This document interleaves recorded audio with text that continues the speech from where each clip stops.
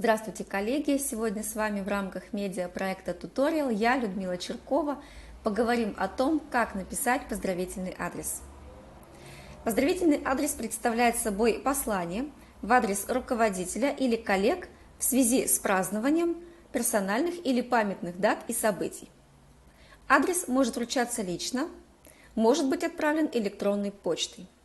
Главным элементом адреса является послание, где автор выражает уважение юбиляру и желает ему всяческих благ. Из опыта работы расскажу, какие виды поздравительных адресов чаще всего встречаются. Поздравления с днем рождения и юбилеем. Поздравления с событием в профессиональной среде. Например, поздравления в связи с присвоением звания «Почетный работник культуры Республики Коми». Поздравления с профессиональным праздником, например, поздравления к Дню работника культуры.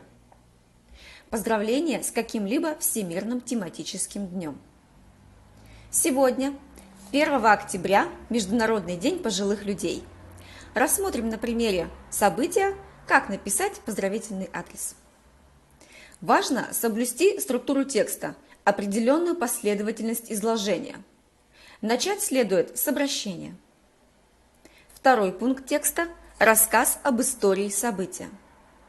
В третьем абзаце следует остановиться на том, как отмечается данное событие в вашем КДУ. Четвертый и пятый пункт текстового поздравления – это пожелание адресату и подпись. Итак, обращение. В Международный день пожилых людей наши адресаты, наша целевая аудитория – ветераны отрасли культура. При желании можно написать обращение на русском и коми-языках. В истории события следует указать, когда был провозглашен день или когда он состоялся впервые. Важно напомнить миссию тематического дня. Для того, чтобы поздравительный текст получился адресным, расскажите, какие мероприятия проходят в республике в рамках данного события. От мероприятий в республике переходите на традиционные мероприятия вашего учреждения. Какие традиционные мероприятия организует КДУ в рамках Международного дня пожилых людей? Какие объединения с участием пожилых людей работают при вашем КДУ?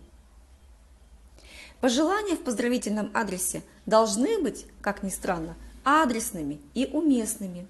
И помните, что пожеланий здоровья и долголетия никогда не бывает много. В качестве подписи можно выбрать несколько вариантов. Либо текст направляется от лица всего коллектива, либо от руководителя учреждения. Не забывайте ставить дату в поздравительном адресе. Следуя этой простой структуре, от обращения до подписи и даты, мы составили поздравительный адрес к Дню пожилых людей.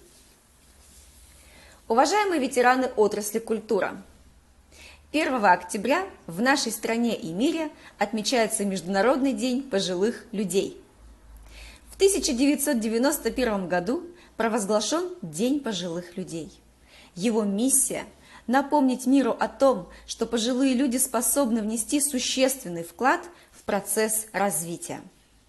В России и в частности Республике Коми в этот день проходят акции, концерты, благотворительные мероприятия. Интересно, что в этом году многие из них приобрели онлайн-формат, который становится все более популярным и востребованным. Для Центра народного творчества и повышения квалификации сегодняшний день особенный. Сегодня мы чествуем участников волонтерского движения «Лира», в состав которого входят ветераны отрасли культура. Возглавляет движение заслуженный работник Республики Коми Лариса Александровна Королева. Участники «Лиры» – наши первые помощники при организации и проведении мероприятий, в том числе фестивального проекта «Дни культуры муниципальных образований Республики Коми» в городе Сыктывкаре. Желаем участникам волонтерского движения «Лира» и всем ветеранам отрасли культура крепкого здоровья и долголетия, внимания и любви родных и близких, интересных встреч и событий. Благодарим ветеранов, которые вынесли все трудности военных лет, в послевоенные годы восстановили страну. Поздравляем всех, кто находится на заслуженном отдыхе или продолжает трудиться на благо Республики Коми. Следуя такой простой структуре, можно написать поздравительный адрес к любому тематическому дню. Удачи вам!